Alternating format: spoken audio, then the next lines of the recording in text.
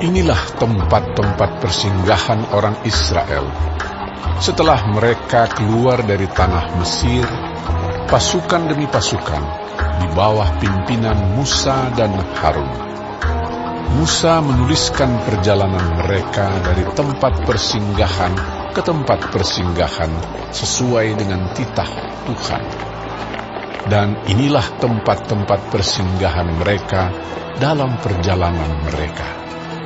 Mereka berangkat dari Rameses pada bulan yang pertama, pada hari yang ke-15 bulan yang pertama itu. Pada hari sesudah Paskah, berjalanlah orang Israel keluar oleh tangan yang dinaikkan di depan mata semua orang Mesir, sementara orang Mesir sedang menguburkan orang-orang yang telah dibunuh Tuhan di antara mereka, yakni semua anak sulung, sebab Tuhan telah menjatuhkan hukuman-hukuman kepada para allah mereka. Berangkatlah orang Israel dari Rameses, lalu berkemah di Sukot. Mereka berangkat dari Sukot, lalu berkemah di Etam, yang di tepi padang gurun. Mereka berangkat dari Etam, lalu balik kembali ke Pihahirot, yang di depan Baal Zephon, kemudian berkemah di tentangan Migdol.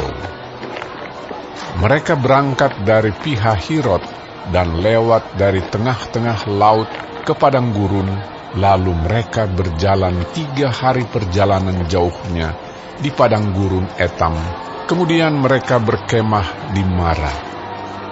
Mereka berangkat dari Mara, lalu sampai ke Elim. Di Elim ada 12 mata air dan 70 pohon korma.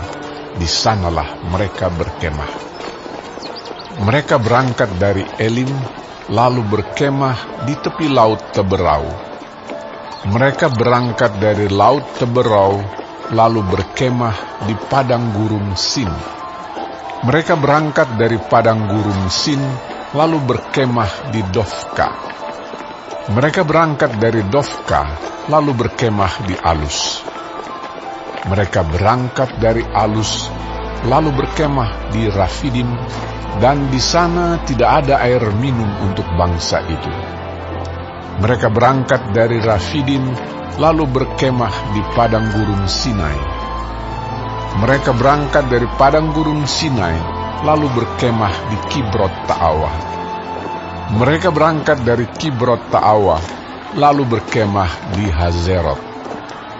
Mereka berangkat dari Hazerot, lalu berkemah di Ritma. Mereka berangkat dari Ritma, lalu berkemah di Rimon Peros. Mereka berangkat dari Rimon Peros, lalu berkemah di Libna. Mereka berangkat dari Libna, lalu berkemah di Risa. Mereka berangkat dari Risa, lalu berkemah di Kehelata. Mereka berangkat dari Kehelata, lalu berkemah di Har Syafer. Mereka berangkat dari Har Syafer, lalu berkemah di Harada. Mereka berangkat dari Harada, lalu berkemah di Makhelot. Mereka berangkat dari Makhelot, lalu berkemah di Tahat. Mereka berangkat dari Tahat, lalu berkemah di Tarah. Mereka berangkat dari Tarah, lalu berkemah di Mitka. Mereka berangkat dari Mitka, lalu berkemah di Hasmona. Mereka berangkat dari Hasmona, lalu berkemah di Moserot. Mereka berangkat dari Moserot, lalu berkemah di Bene Yaakan. Mereka berangkat dari Bene Yaakan, lalu berkemah di Hor Gidgad. Mereka berangkat dari Hor Gidgad, lalu berkemah di Yotbata. Mereka berangkat dari Yotbata, lalu berkemah di Abrona. Mereka berangkat dari Abrona, lalu berkemah di Ezion Geber. Mereka berangkat dari Ezion Geber, lalu berkemah di padang gurun Zin, yaitu Kadesh.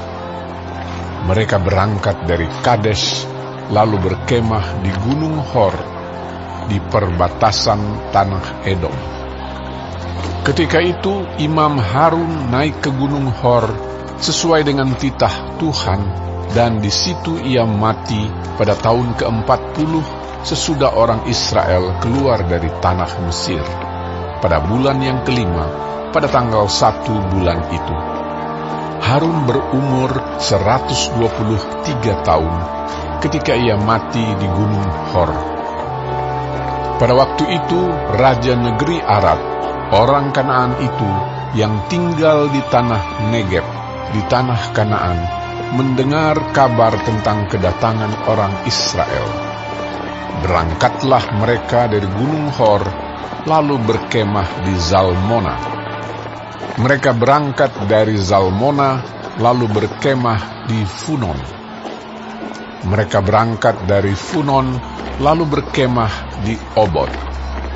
Mereka berangkat dari Obot, lalu berkemah dekat reruntuhan di Abarim, di daerah Moab. Mereka berangkat dari reruntuhan itu, lalu berkemah di Dibon Gad. Mereka berangkat dari Dibon Gad, lalu berkemah di Almon di Blataim. Mereka berangkat dari Almon di Blataim, lalu berkemah di pegunungan Abarim di depan Nebo. Mereka berangkat dari pegunungan Abarim, lalu berkemah di dataran Moab di tepi sungai Yordan dekat Yerikho. Mereka berkemah di tepi sungai Yordan dari Bet Yesimot sampai ke Abel Sitim di dataran Moab. Tuhan berfirman kepada Musa di dataran Moab di tepi sungai Yordan dekat Yerikho.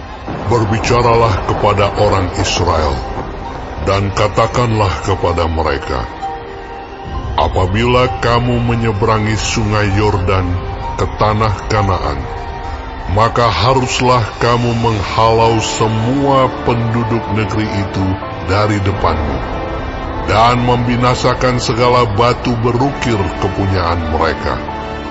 Juga haruslah kamu membinasakan segala patung tuangan mereka, dan memusnahkan segala bukit pengorbanan mereka.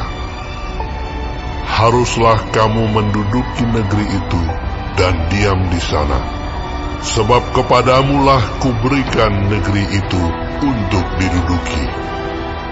Maka haruslah kamu membagi negeri itu sebagai milik pusaka, dengan membuang undi menurut kaummu. Kepada yang besar jumlahnya, haruslah kamu memberikan milik pusaka yang besar, dan kepada yang kecil jumlahnya, haruslah kamu memberikan milik pusaka yang kecil, yang ditunjuk oleh undi bagi masing-masing. Itulah bagian undiannya. Menurut suku nenek moyangmu, haruslah kamu membagi milik pusaka itu. Tetapi jika kamu tidak menghalau penduduk negeri itu dari depanmu, maka orang-orang yang kamu tinggalkan hidup dari mereka akan menjadi seperti selumbar di matamu, dan seperti duri yang menusuk lambungmu, dan mereka akan menyesatkan kamu di negeri yang kamu diami itu. Maka akan kulakukan kepadamu seperti yang kurancang melakukan kepada mereka.